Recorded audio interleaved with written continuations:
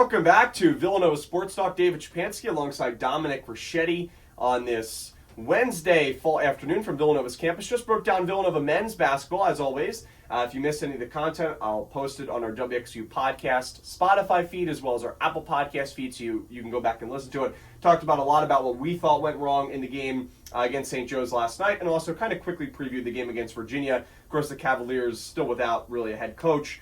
They have some issues going on. They haven't played really a good team yet. At least Villanova's played a semi-good team in St. Joe's. We'll see what happens on Friday evening in Baltimore. But transitioning over to women's basketball. And again, with any thoughts you have, you can call in our station phone number, 484-301-5335. Again, 484-301-5335 with your thoughts on Villanova women's basketball. So the Wildcats, they took down Wake Forest on Sunday 64-56.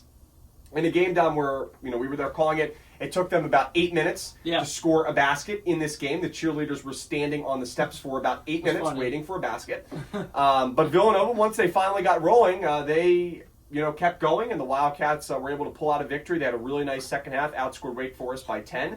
This Wake Forest team, we said, I thought it was a pretty nice matchup. They matched up pretty well. And Wake Forest came into this game actually kind of playing decently, good basketball. They had, some wins. They were undefeated coming into the game. They had Tamia Jones, who really stepped up, transfer from SMU, had a good game as well. She led Wake Forest with 19 points on Sunday. In terms of Villanova, Jasmine Basco was the MVP as far as I'm concerned in that game for Villanova. True freshman, but she really stepped up, had 18 points. And Brona Power-Cassidy had a great second half for Villanova, 17 points, Dublin, Ireland native. And Maddie Weber had 10 points. She was inefficient in the first half, but kind of found her own, stepped up in the second half. And there are some injury concerns for Weber. We'll see if she plays tonight. She appeared to go into the locker room or at least kind of up the tunnel, hang around near the bench, missed some time, and only played 5 minutes in that fourth quarter and didn't get a chance to hold the ball. And that's what she's so good at, right? A primary ball handler for Villanova down the stretch. It led to Wake Forest making a little bit of a run there in the fourth quarter. So those were kind of the really three big stars in this game for Villanova, but also I felt their bench, unlike Villanova men's basketball, played pretty well against Wake Forest. Laura Edmondson, the transfer from Santa Clara, had 9 points in this game, 3 for 4 from the field, and Jelaya Green had 8 points in this game for Villanova. So, Dom, what are your thoughts? It's a season-opening win for Villanova, as Coach Dillon talked about. It's good to finally have played their first game, right? It took them so long, one of the last teams in women's college basketball to get going, but it was nice to see them get a good win, because even though they struggled in the first half, when it was all said and done, the fourth quarter was not close. They won this game convincingly by 8 points going away. No, and this is a prime example of what good coaching is, right? They took them 7-8 minutes to score their first basket. They sort of woke up after that, though.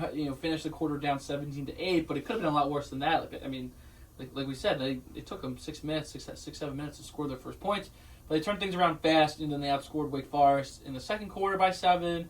Then they won the third quarter, that huge important quarter, and then lastly dominated the fourth quarter. I thought played very, very well, and this was a very fun game. It started off not fun, but Villanova. Denise Dillon's a fantastic coach. That's sort of what I took home from this game, is that Villanova were playing the first game, a lot of rust. Wake Forest had played 2 games, they had won 2 games already.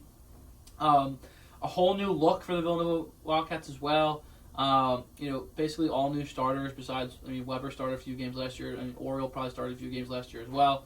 But 3, key players in there, 4 kind of key players in there with, actually 5, with, 2 players on the bench playing 22 minutes, right? So all new players basically for Villanova, 7 new players in total on that roster right now. Jasmine Bosco played out of her mind, right? I thought she was amazing. 18 points, she had 5 assists, 3 steals. She was everywhere. She was great. She was the primary ball handler for the Cats too, and she did very, very well in that role. Only had 3 turnovers, which isn't great, but we'll take that absolutely. When your point guard only has 2-3 turnovers, that's really, really good.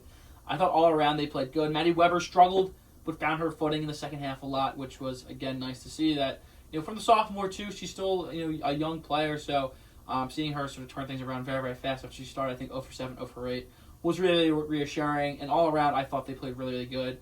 The rebounding was still a little bit of a concern for me. They lost that rebound battle by 11.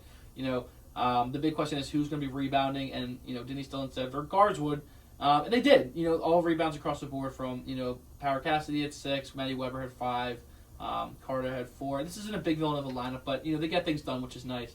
But I had fun. I thought it was a good game to watch. I thought Villanova definitely was the better team, and I'm glad they came out, with a pretty comfortable victory of 8 points. I think it showed too, Dom, that although this Villanova team is going to go through growing pains with the new players they have, they're going to have offensive struggles at times. I mean, they had it last year with Lucy Olson, one of the best scorers in college basketball. But what they also showed is that they're a gritty team. They're going to play competitive basketball. They're going to make teams earn the points that they get, earn their victory. And that's something that I think they should really take pride in, and also gives you faith that they can, kind of go up against the predictions and exceed expectations from being predicted to finish 6th in the head coaches poll in the Big East. I think they, play competitive basketball. They stick to what they do well, which is they play good defense. They have some top scorers that, even though they don't have a whole lot of scoring underneath, they don't have a whole lot of size. They have some top scorers that can average 17, 15 points per game. And they're also a team, too, that, they're, as you said, Dom, they're very well coached, and they also don't panic. Right, you could see on the sidelines, even when Villanova didn't score a basket in the first quarter, right, this team is experienced, even though there are some new players, and right, Jasmine Bosco, a true freshman, but she had a lot of experience, as Coach Jonas talked about in the press conference, for playing for Team Canada in the 2022 season, 2023 season as well, competing with their national team, so she has experience. And this team is still learning, right? They're still learning how to play with each other, still learning how to get used to, the plays that they like to run, the style of plays that they like to run, how they're going to execute, right? And I think that chemistry will continue to grow as time goes on for this Villanova program. But I'm really excited about where they are right now, especially because I thought in this first game there was a chance that Villanova, 1, could lose, or 2, it could be a really close game. Just because, right, Wake Forest had come into this game playing, a couple games before this. Villanova did not play a game, right? They had a lot of new transfers. But I thought the Wildcats, especially in that second half, looked really good, right? Like they had been playing, basketball together for a long time. That's the way I really saw it, especially when Power Cassidy got going. I would have liked to have seen more from Caitlin Oriole in that game, especially just kind of getting up shots. She didn't take a whole lot of shots, and she had trouble scoring in this game. So I'd like to see more from her. I would also like to see more from Maddie Weber, as you said. But I think a lot of her struggles in the first half were just, and you don't love to say it, but was kind of just luck. I mean, there were chances where she got to the basket. I mean, the layup, she made a nice move to get around the defender, and it just rolled off the rim. Now, look, those things happen. That's basketball. You have to know how to finish shots. But I thought that a lot of it was more due to the luck and just kind of some factors of, it rolling off at times, the basketball when she was going up for a layup. And in the second half, you figured if she just kept playing that same style of basketball, she was going to pick up points, and she did. Right? So there is still some concern about her possibly being injured. I think that is something that would deeply affect this Villanova program if she misses, a significant amount of time. We'll see if she plays tonight, as we said, against Princeton. But I thought, I agree with you, Dom. I thought this was a very good first game for Villanova. And right at just the beginning, right? Hopefully they're able to build off of this. I still think they are going to have tough times, scoring at times this season, especially against, UConn, Creighton, big teams in the Big East. But I was encouraged by this game, especially against a pretty tough Wake Forest team. Yes, they were 7-25 last year, but I think they're going to be better than that this year. They start out the season hot. They have some players that can score the basketball. Their defense can find some stops at times, especially in the beginning of this game against Villanova when the Wildcats were struggling to execute offensively. So overall, good things for Villanova. Now they get ready to take on a Princeton team that has split their first 2 games of the season. They're 1-1, and they have a really good scorer in Madison St. Rose, a junior guard, 5'10", but she's averaging 23 points per game, and she really took a big step forward last year. So, Dom, kind of final thoughts on that Wake Forest game, and then let's begin to transition to Princeton. Yeah, I think you're right. I think they sort of gelled towards the end a lot more, which I thought would, there's always going to be rust in your first game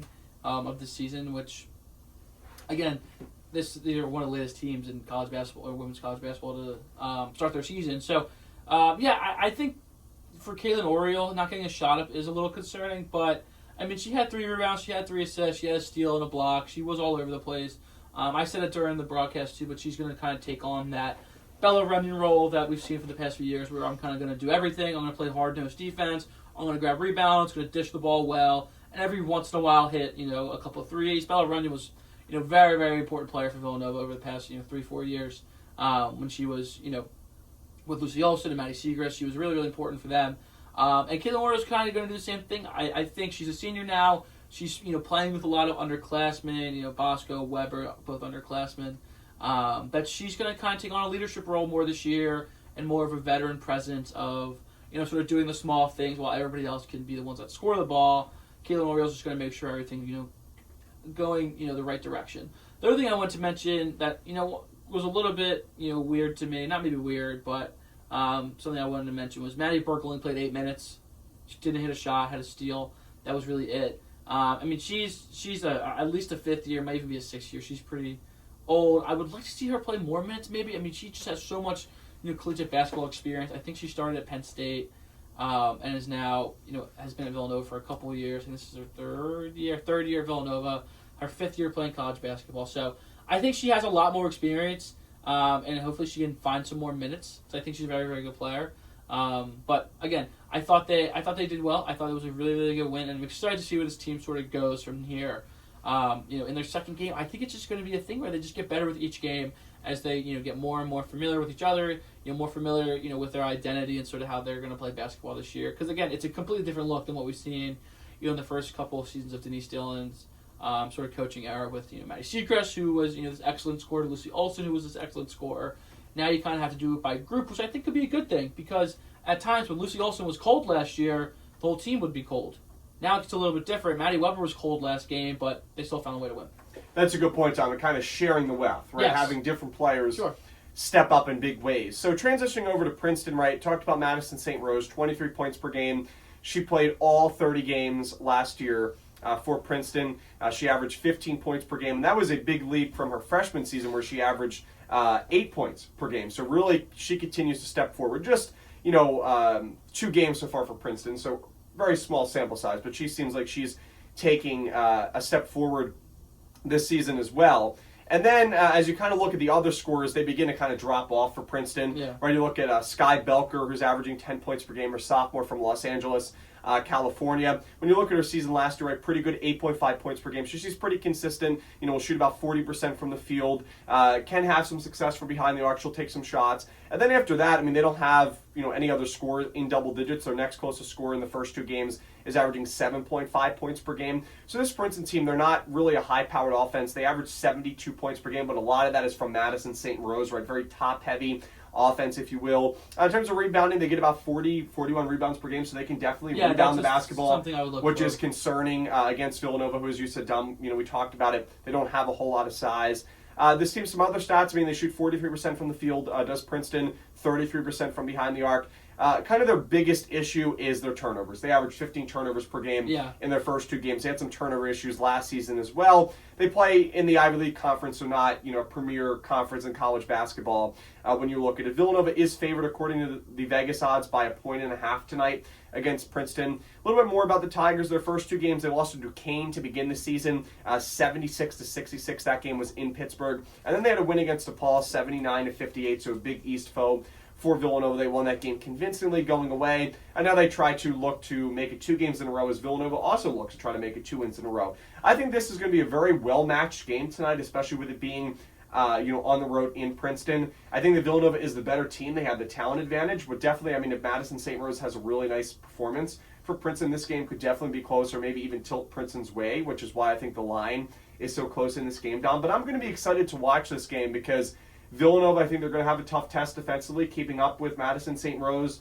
How can they find a way to score some points and also continue to force turnovers, right? If this team in Princeton is going to struggle at allowing turnovers, Villanova has to force those turnovers. They did a really nice job against Wake Forest in doing that, Dom, as we talked about on Sunday. So I'm excited to see how they perform against Princeton. I think this is a really close battle. It really could go either way, but I think this game will give Villanova kind of an early season test a little bit and kind of see how they match up before getting into some other games, especially against Penn coming up in a Philly Big Five rival. Yeah, this is a team where it's sort of almost a better version of Wake Forest, where they turn the ball over a good amount. They can really rebound the ball very, very well, which is good.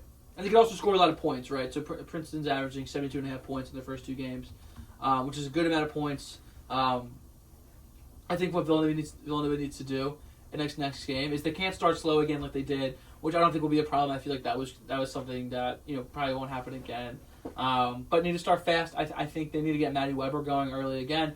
And I think they need to let Jasmine Bosco do her thing again. I think she played great. She played 37 minutes. She played the most minutes on the team last game. She is going to be a great player for Villanova over these next couple years. And I think it's going to start right now. 18 points in her first game. She looked excellent. She looked so comfortable out there, which was a huge takeaway I had, is that she looked like she'd been playing college basketball for, a couple of years now. But again, first game, she's a freshman. She did excellent. But this Princeton team can score the ball. They can rebound the ball as well, but they can turn the ball over a lot. Villanova had 10 steals in that first game against Wake Forest. I want something similar in this game tonight against Princeton.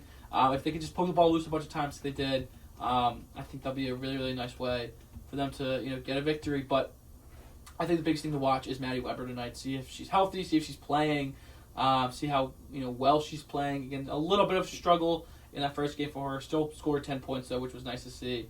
But I think keep an eye on her. Keep an eye on how they rebound the ball as well.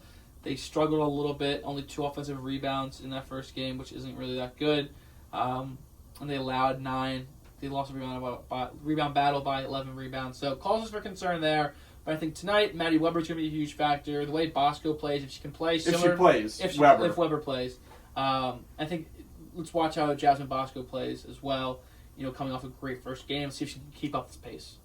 Definitely. And, I mean, she looked so good in that first game that I'm really excited. And I think, even more excited than I was heading into the season to see how she performs the rest of the way. So, really excited to watch. Villanova will take on Princeton tonight at 7 p.m. in New Jersey. We won't have coverage for you on WXVU, but of course Dominic and I will talk about it next week on Villanova Sports Talk. We'll take a break here on Villanova Sports Talk on WXVU. When we come back, we will end today's show with a Villanova football preview as your Wildcats head up to Monmouth to take on Monmouth this Saturday at 12 p.m. noon kickoff from North Jersey. And then Dominic and I will also give our answers to the poll questions. You can still vote on my Twitter at WXVU David S. Again, at WXVU David S. And you can call in our station line, 484-301-5335, with any thoughts about the poll questions as well as Villanova football. So stay tuned for much more action. We have about 15-20 minutes left of today's show. You're listening to WXVU V89.1, The Roar.